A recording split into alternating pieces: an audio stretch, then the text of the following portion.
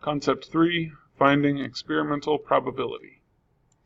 Alright, so remember, experimental probability is when you are running an experiment, okay, you're testing something out, and you're looking at the number of times some event occurs, whatever your event you're looking at occurs, out of the total number of trials.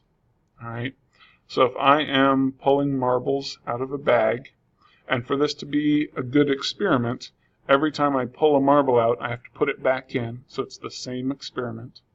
Alright, so I'm pulling marbles out of a bag, and these are the outcomes I've had. Okay, so I had 12 times where I pulled a red marble, 5 where I pulled a yellow, 2 where I pulled a blue marble, and 11 for green. Alright, so if I'm looking at the experimental probability of pulling a red marble, I would say, okay, well, 12 times my event, my pulling a red marble, happened.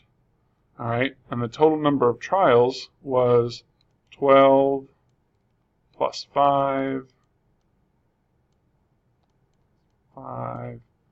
plus 2 plus 11.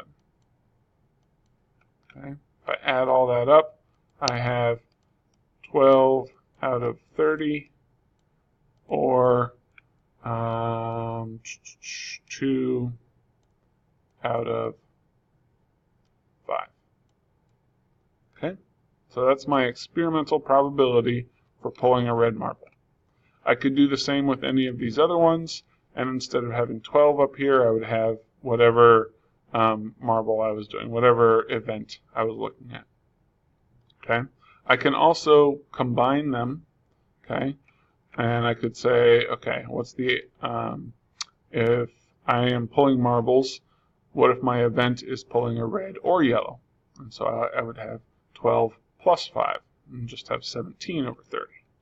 Okay, I could also look at something like, what is the chance of me not pulling a blue marble? And that would be, well, all of this added together. Okay, so 12 plus 11 plus 5, 28 out of 30. Okay, or 14 out of 15. Alright, so I can control what event I'm looking at. My number of trials will always stay the same.